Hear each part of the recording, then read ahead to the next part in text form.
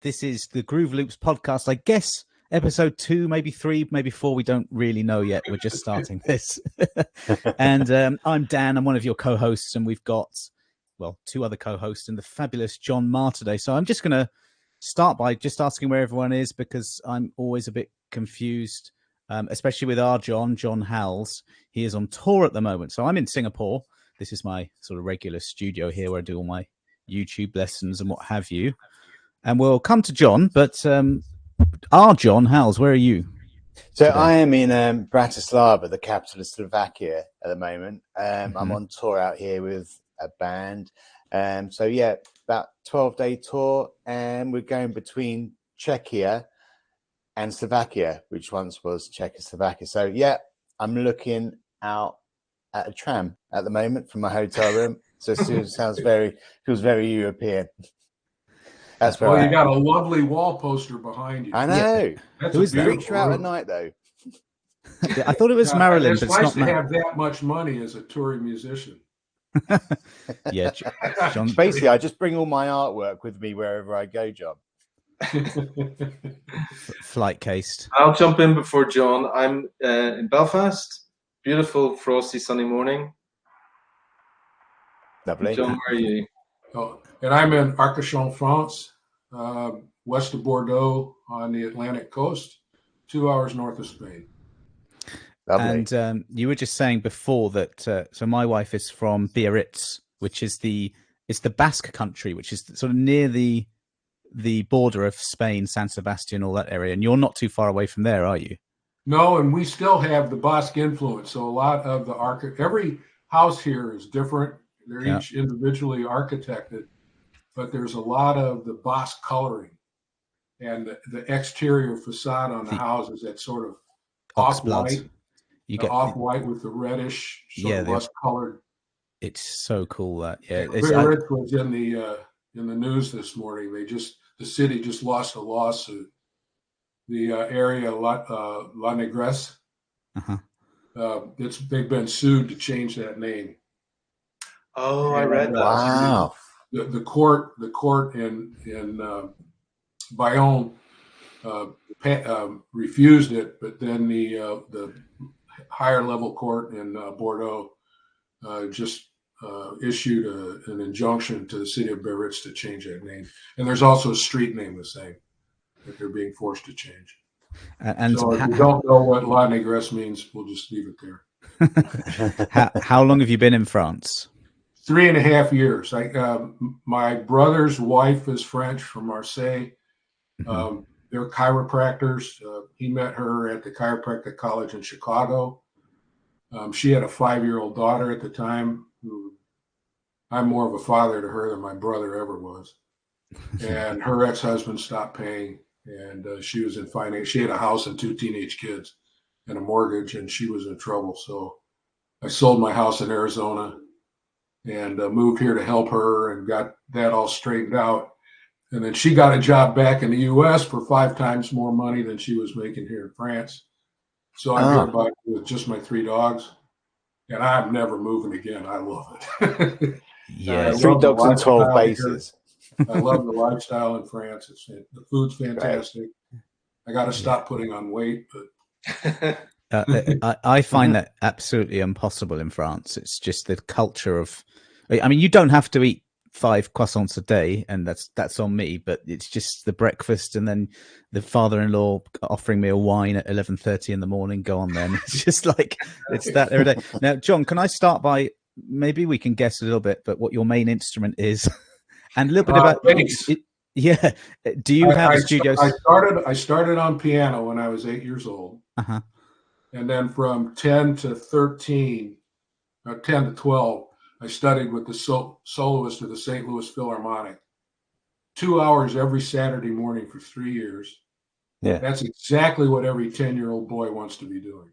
The first hour I spent at her kitchen table doing theory. Like, I'd walk in and she'd hand me a Mozart piano concerto and tell me to transcribe it down to minor third. Oh, yeah. Boom, boom, boom. I'll play with my buddies.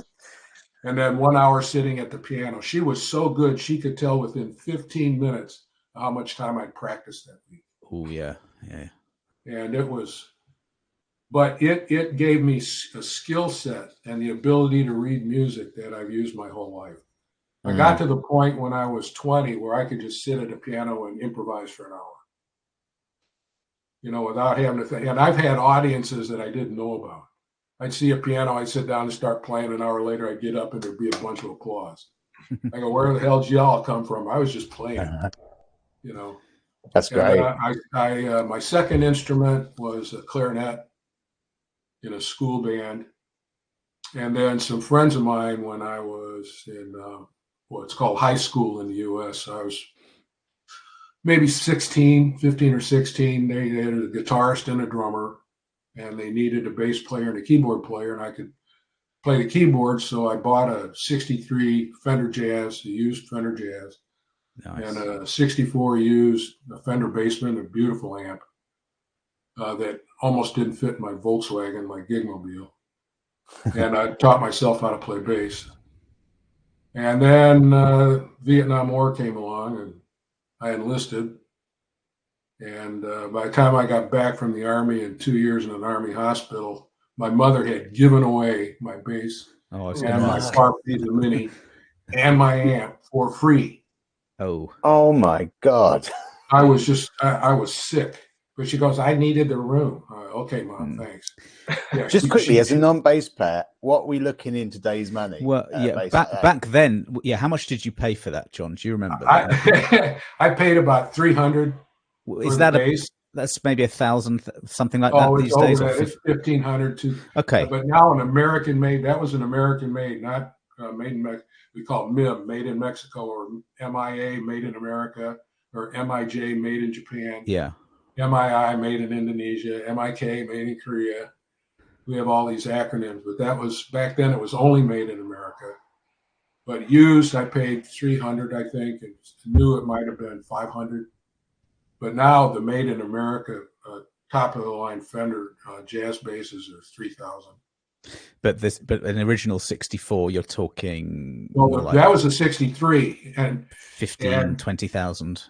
The first bass that I bought when I started playing again was a Fender reproduction of that 63. But I forgot one really important thing, and that was you had to remove the neck from the bass to adjust the truss rod. Oh, yeah. That sucks.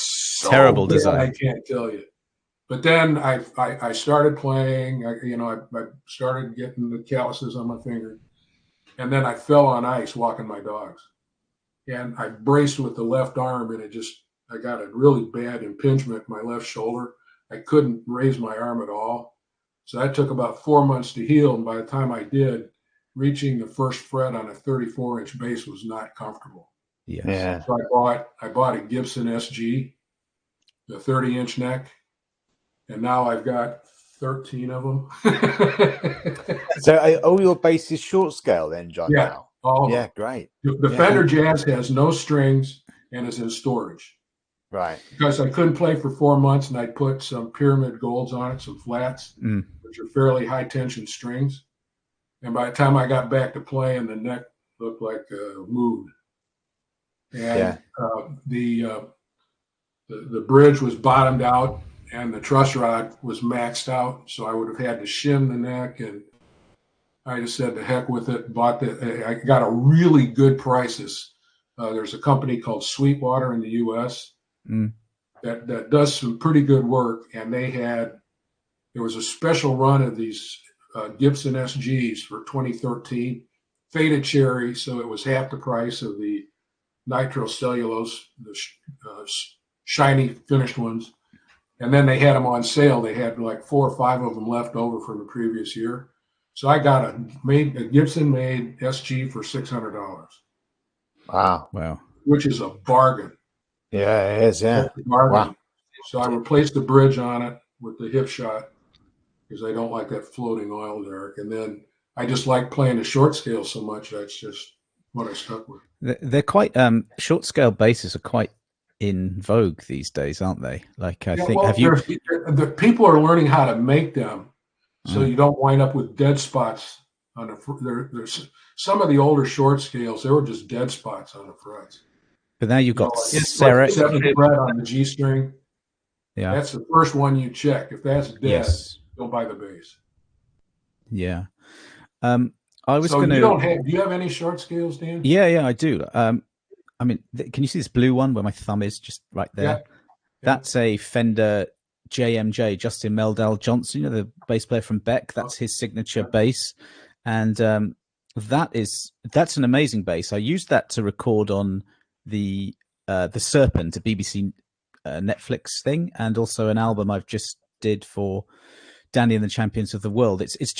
I think it's an underrated bass. It's a very, very good recording instrument.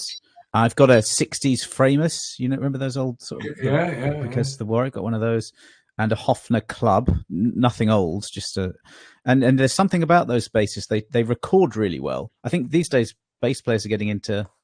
Do you know Serek and Wilcock is another manufacturer that makes? Yeah, the Serek Midwestern too is. I tried ordering one, and he was back ordered so long. Yes, I was moving, and I would have been out of the States before he finished it.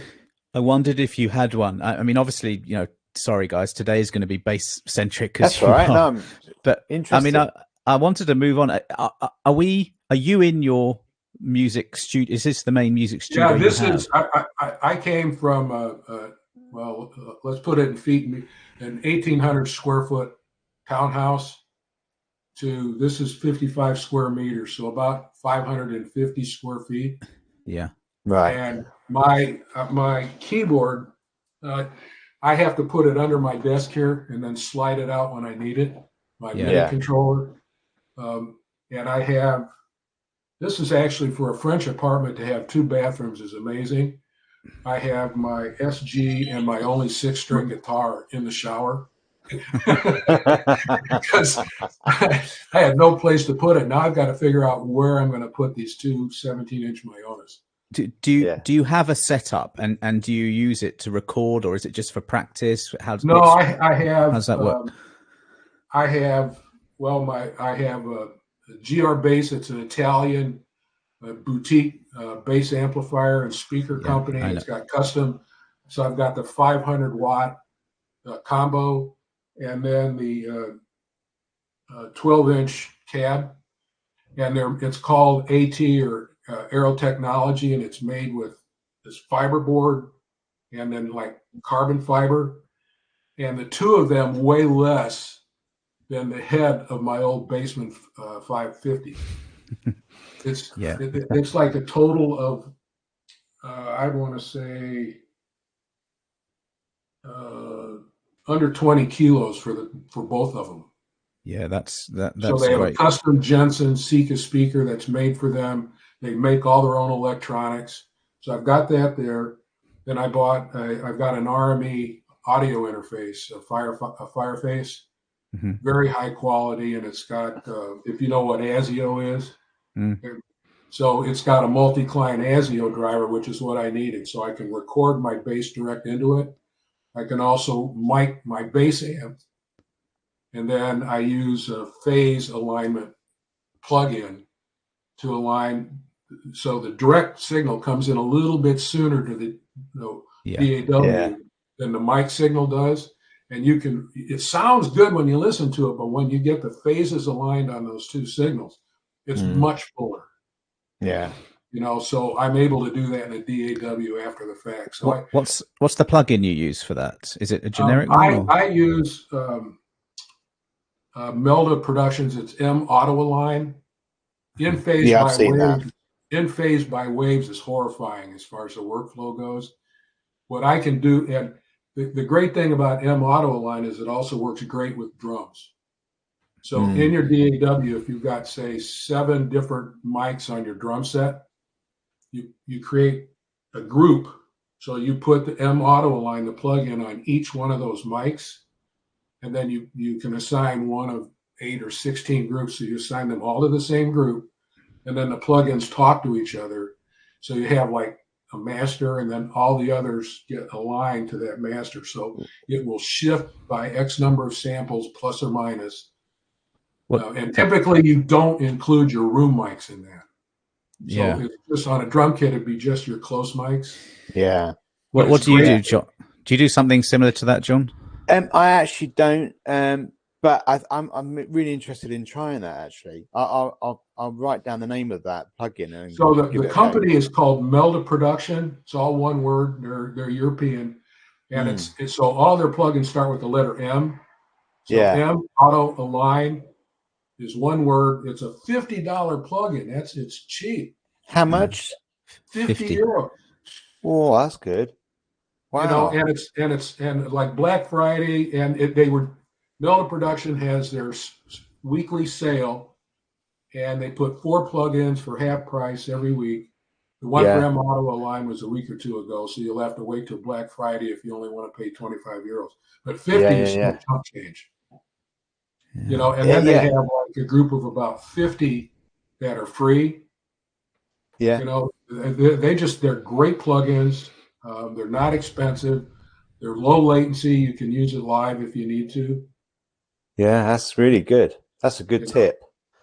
So M Auto Align on drums is, and if I get your email address, or I can post it up here on this website. There are 2 videos, one for aligning drums and one for aligning basses. Yeah, please put that up. That would be really useful. I'll post that as a comment. I think it's one of those. Dan, do you use anything like that? No, that's what I was going to say, because you're right about the DI and the amp signal not getting there in exactly the same time. It's just an example of one of those bits of gear. I guess you could class a plugin as gear that is incredibly boring, but actually makes a massive difference to your sound, especially as a bass player. You don't want to lose any low end. You don't know what you're missing until you hear it completely full, because your recorded bass sounds really good, and then you blend the DI and the direct, you know, and then and a mic amp. You could actually have 3 bass signals. Yeah, that's right. And then align all 3 of them. Yeah. There's also a new feed in the latest updates to M Auto Align that does spectral alignment, where it only looks at a certain spectrum of the frequency range. Yeah. But that adds latency because it's got to do a look ahead. So you can't use that live. But when you're working in a studio on a recording, when you add that, it gets even better. I'm definitely going to check that one. Gary, did you have a question just now? We lost you when you asked it. Yeah, I was wondering what, for the lay person, what problem does it solve? If you have 2 signals from the same instrument that are out of phase, that tends to cancel the audio. So if you have like sine and cosine, you wind up with a flat line if you add those 2 together. You get no signal if they're 180 degrees out of phase, and you combine 2 signals. So what happens is it sounds thin. You know, instead of that full, rich bass sound that you want the girls to dance to, you know, it's just a little thin. Well, that's why I was happy to play bass. They may look at the guitarist, but they're dancing to me. Clarinet didn't quite do it, did it, John? So that's the problem it solves, is it gives you a much fuller, deeper sound. And when you're getting that sound, are you recording? Are you composing? Are you gigging? Do you have any plans? I play for fun. I haven't gigged in a long time. And if I do, the city I live in, the average age is retired. Right. So I'm not going to be gigging blues or reggae. Right. Yeah. So I've got another bass build coming in a couple of weeks from Spain. It's called Joaquin Marco is the name of the luthier, and the bass is called a Marcustico. Oh, I know that one. That's an incredible bass. It's an incredible bass, and I'm having it strung with. He's putting on the EXL 92s. Can you post that to the group as well, John, when it comes? You know, pictures or whatever. I've got. That's a great bass. That one. Yeah, it's sort of a hollow body. Yeah, but it's beautiful. It's beautiful, and the sound is as close to an like a double bass. Yeah. Wow. Talking about basses, can we ask Well, what is your sort of your number one piece of audio equipment you couldn't do without? Or I suppose we could also extend that to basses. You've got so many, one coming that is absolutely amazing. But if you just, let's start with basses. If you could just keep one, what is it? If I could just keep one, it would be, because I'm such a fan of Paul Denham, who's a bassist for Sade. I would probably want to keep my Tim Comerford Stingray.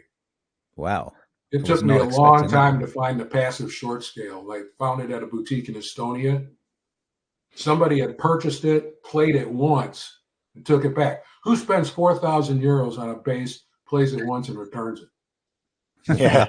luckily for you, because it came in as used, I didn't have to pay 20% French VAT, the tax. Yeah. And it still had the plastic protection sleeve on the pick guard and the pickups. What is it about that Comerford one then that's so good? I saw something. It's passive. I know that it's passive. I like passive basses mostly. And it's short scale, is that one? It's the short. He made 4 versions. There was a passive long scale, the typical active Stingray long scale, then a passive shorty and an active shorty, and just one finish each. The passive or the active short scale is a natural finish, but I think this one's just beautiful. That's a beautiful finish on that. It's got the older style. Oops, don't put it through the window. It's got the individual string mutes. Yeah. From the older style Stingray bridge.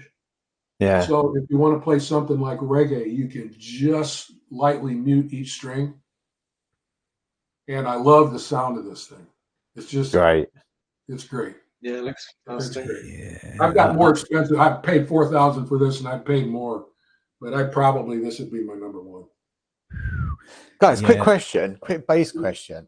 You know when you see people have a strap around the top end of the neck on basses? Is that to do the same job as that muting? Well, I've got some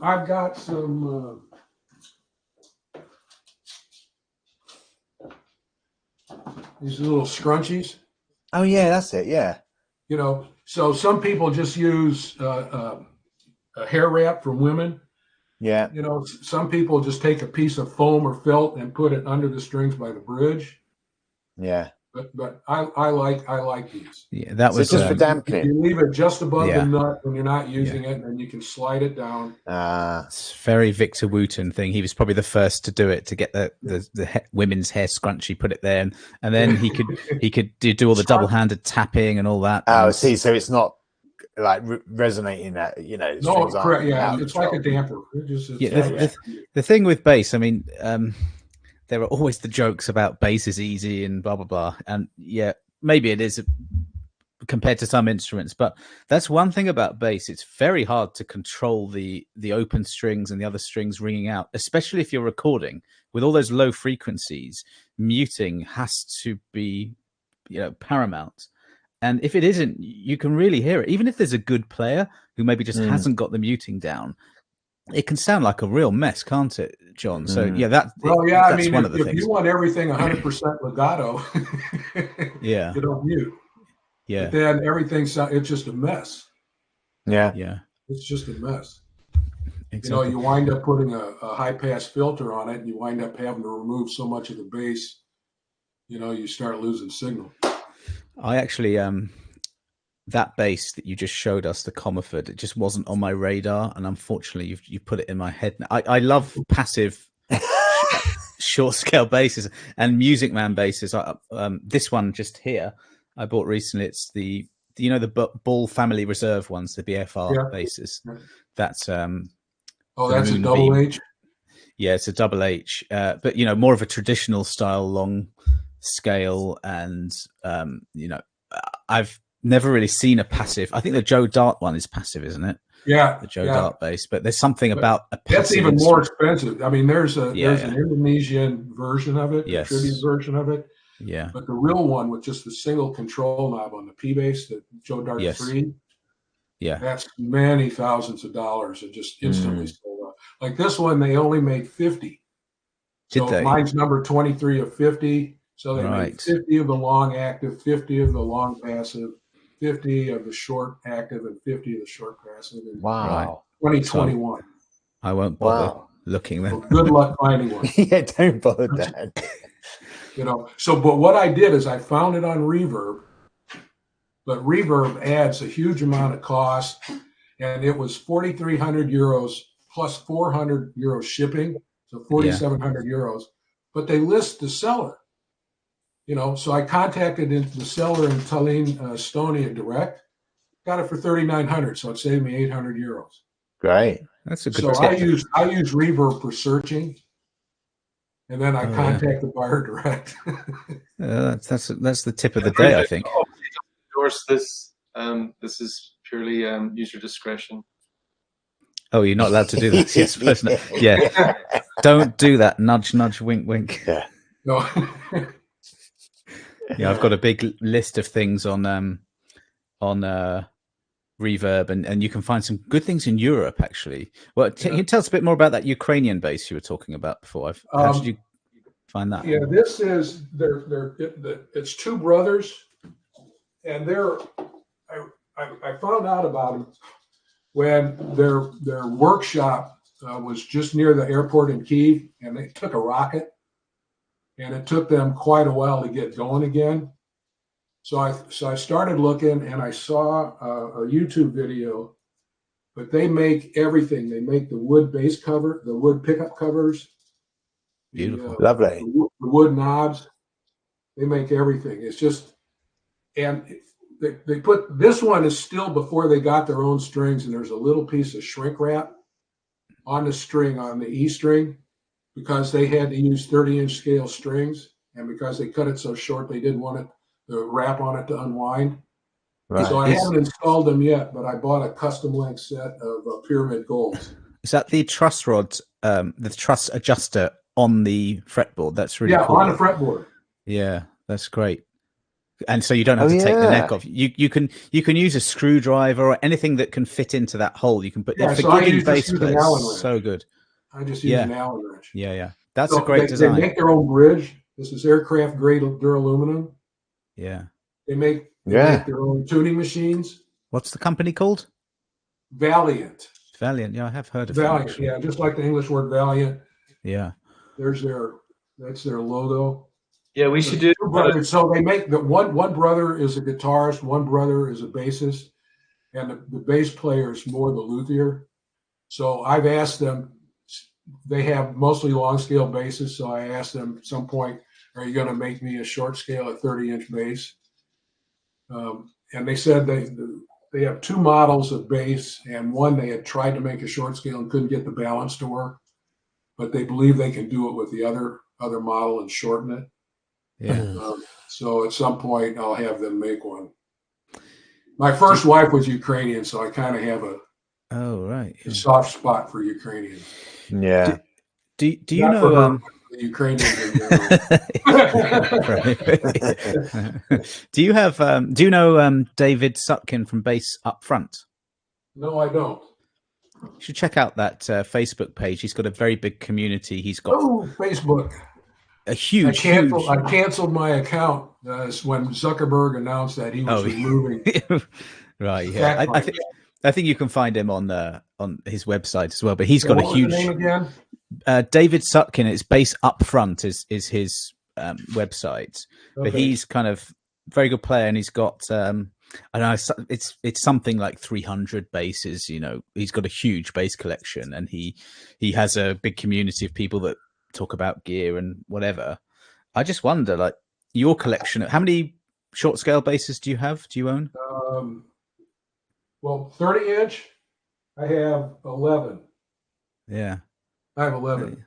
Wow. And I bought one of my recent ones. You seem to be like a bit of an expert on it, actually. I don't know many people who own so many. I mean, what is that? Check out this Herfner. Oh, nice. This is called their Green Line. Yeah. Oh, nice. So it's 100% wood. Yeah, beautiful. It doesn't have that control plate on it. Mm. You know, God, that's beautiful. This sounds really good. Mm. This sounds better than I expected, but it's got kind of. Are they hollow body, the Hofner ones? Yeah. Yeah. Do they feed back at all? Do you get that from bass guitars? What's that? Do they feed back at all? because my friend used to have a jazz, hollow body jazz guitar. And just anytime you got it near an amp, it's just feeding back all the time. Oh, huh. I've had some issues with an acoustic bass guitar, with like a guitar, Yeah. not a double bass, and actually a double bass as well. Yeah, they can be really annoying on gigs. Anyway, I've had a couple of feed, which you just don't need on a gig. No, I know. Yeah, I've got one fretless. I had a Sire U5.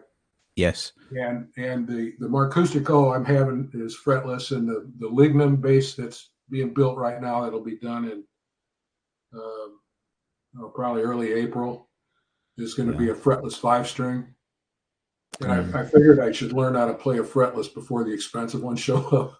And the Sire is a great bass for 500. Yeah, that's amazing. Like, talking about learning new things before the fretless turn, I see in the background you have a mode poster on the wall. Yeah, behind you. Signals Music Studio. I don't know that. What is it? Signals Music? I think it's Signals Music Studio. Yeah.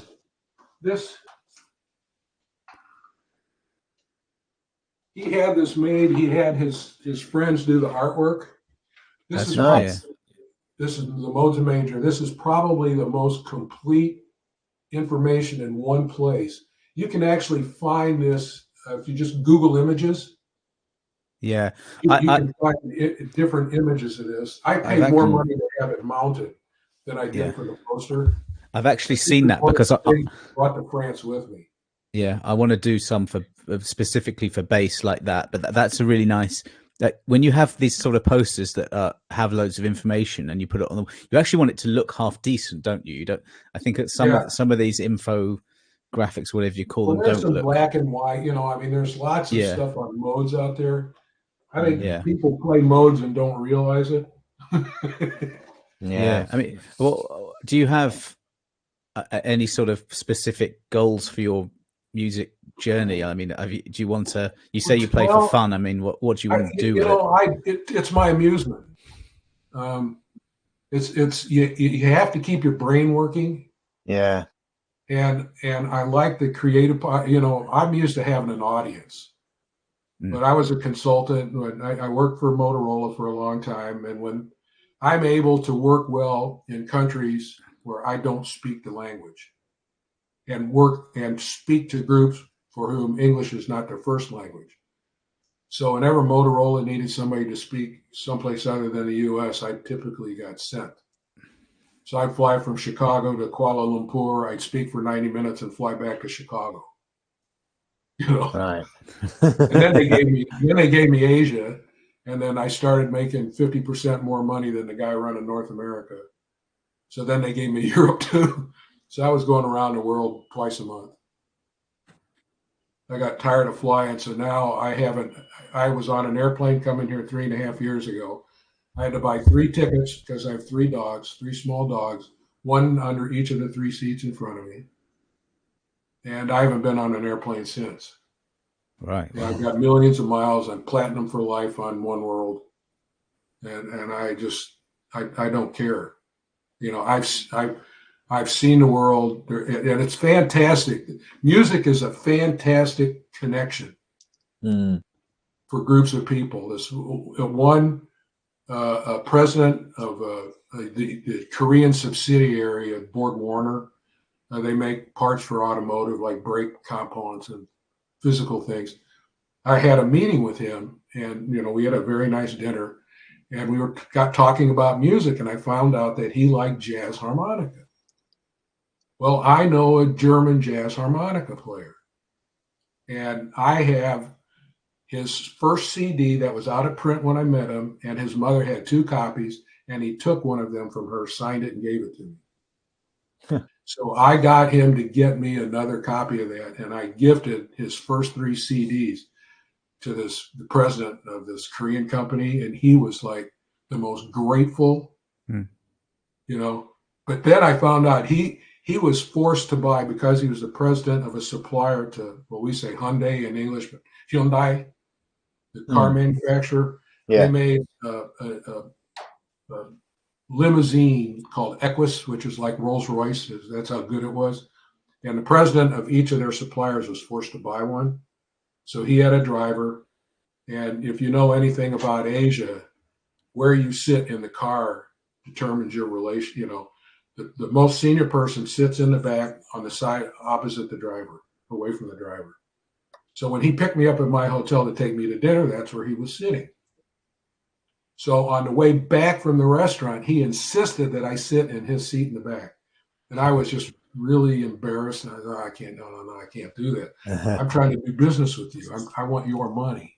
No, take that. Well, I didn't know what he was doing. But when we got back to the hotel, all of the bus boys up front saw me in that seat, in that car, which was brand new in 1999, the first year it was made.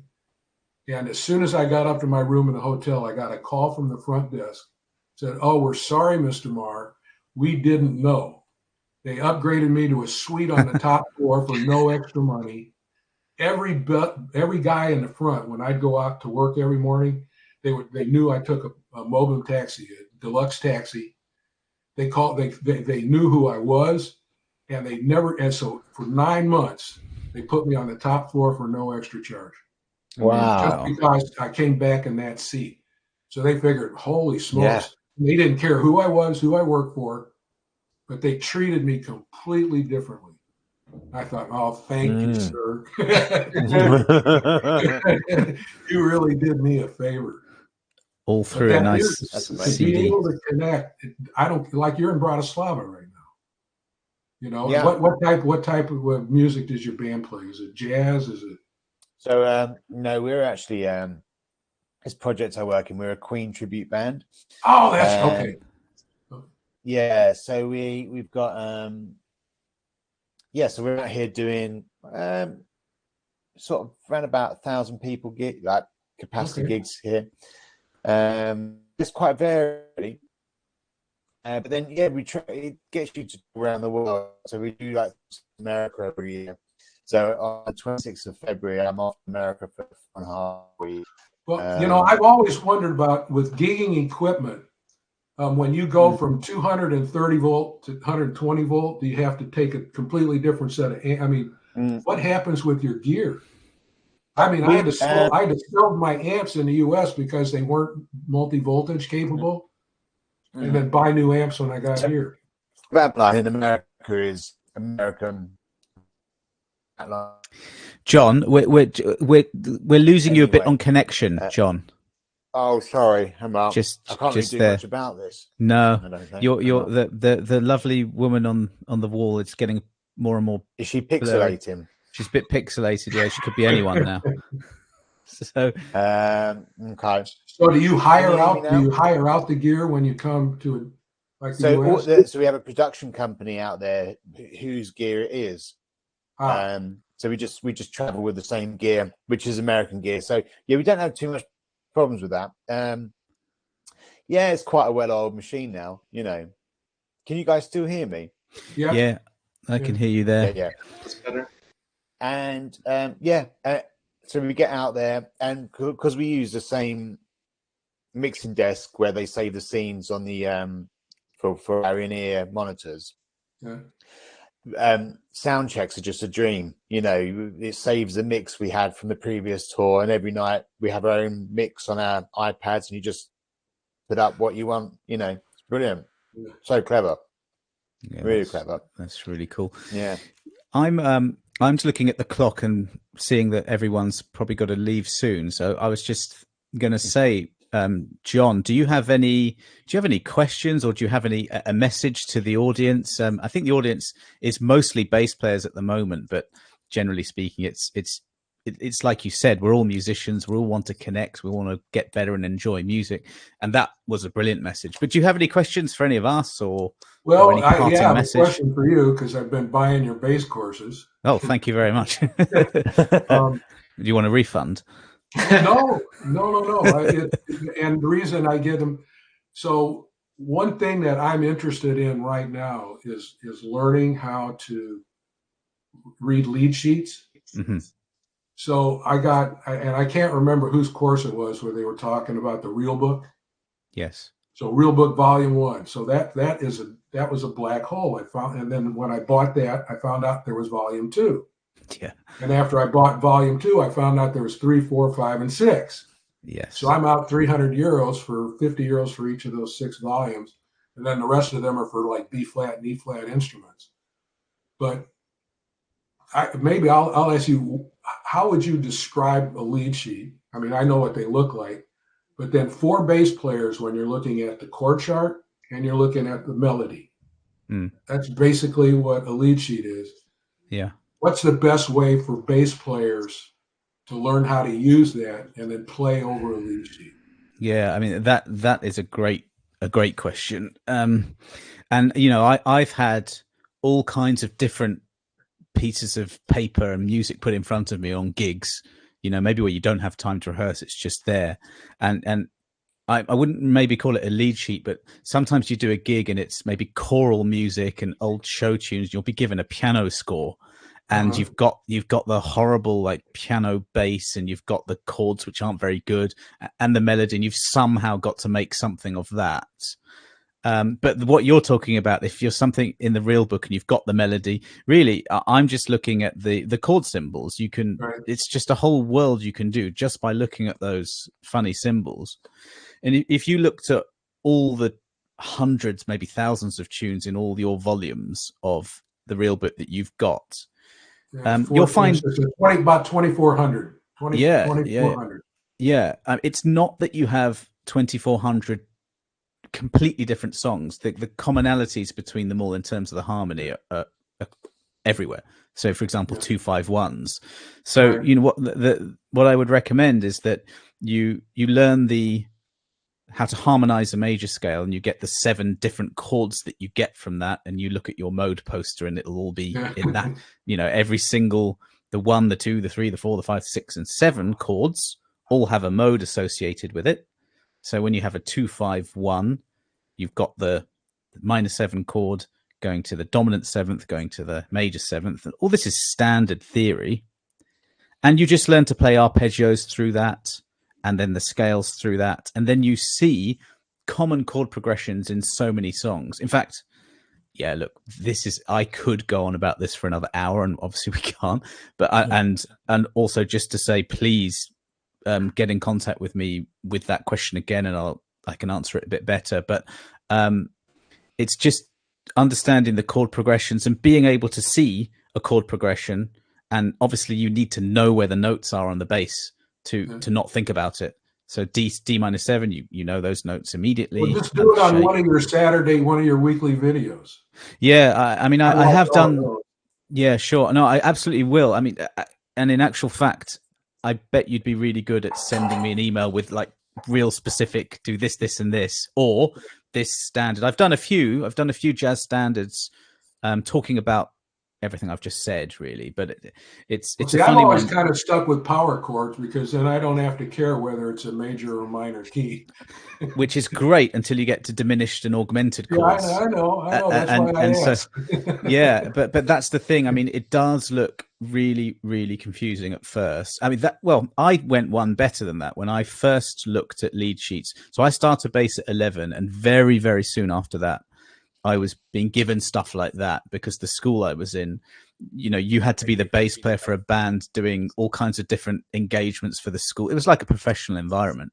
So when I was given a lead sheet, it was like, okay, I'm just going to play the root note. I didn't know what a fifth was. So you just play a root octave. You could sort of do some, and then, yeah, you find the fifth, and it's like every now and again you get it wrong on a diminished, but that's fine. And you just go from there, really. And then you need to flesh out to know the thirds and the sevenths. And it's not very many things you need to learn at all, really. Well, the thing that got me going on these real books is that, like I mentioned, the city I live in, is average age is retired. If I'm going to gig, it'll be like jazz. It will be. And that's what the real books are good for, the older jazz tunes. So yeah. To make the question a little more specific, I would say, out of those 2,400, which would be the good first 10 to learn that will give me those different common jazz chord progressions? I've got that exact title ready to go. I really literally do. So maybe I'll expedite that because that. And you but did the not other- pay me. You did not pay me in advance to ask this. Nice setup. John. checks in the post. Don't worry. No, but that's the other thing. $4. Yeah. The other thing about the real book, though, is the walking bass lines is from the Great American Songbook. That's absolutely imperative. But then John will attest to this. It's just you're doing a jazz gig, and then suddenly a bossa nova comes in, and then slightly different feels, and it's just, and then as a bass player, you're just playing Route 5, which is just brilliant. You're not having to do much, but you have to get the rhythm right. Yeah. Like Whereas, the 3/2 or 2/3 clave. Yeah, That's that kind of thing. Yeah. Yeah, maybe it's something's a bit more Latin and.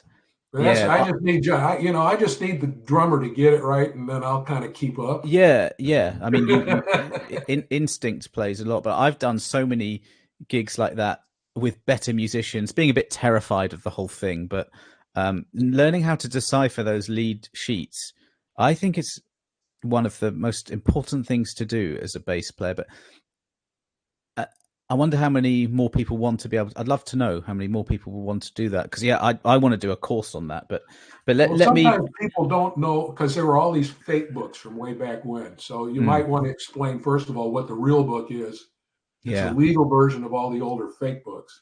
Yeah. And how those came into be back in the 1930s and 1940s, when the black jazz musicians would just get together and jam, and they sort of created these lead sheets to give the players coming into a jam session an idea what key they were going to play in and what chord progression it was. There is something quite magic actually about being presented a sheet and never hearing the song ever in your life, but being able to create music just from that. Non-readers don't really have access. Like, obviously, if you've got a bass line or drum chart that has the notes on it, physical notes and rhythms, that's another skill. But if the classical musicians can read absolutely anything, but when they see us improvising, they can't believe that we can do that from these sort of like alien looking chord symbols. But you've given me a good idea for some lessons. But no, please do send me some more emails or get in contact however you like to talk a bit more about that, because brilliant. It's a brilliant skill, and that first 10 jazz standards or whatever, I will get going on that. But I think it's probably time. Bang on, we're bang on. John, you've got to go. But thanks so much, John, for coming on John, and supporting, and incredibly interesting life and an amazing bass collection. And stay in touch, and we'll maybe do a round 2 sometime. I watch your videos every week, and thank you. And I've seen a couple of your videos of your Queen cover group. Yeah. You're pretty good. You're pretty damn good. Thank you. Appreciate that. Boy's done good. He's not bad. Not bad. Yeah.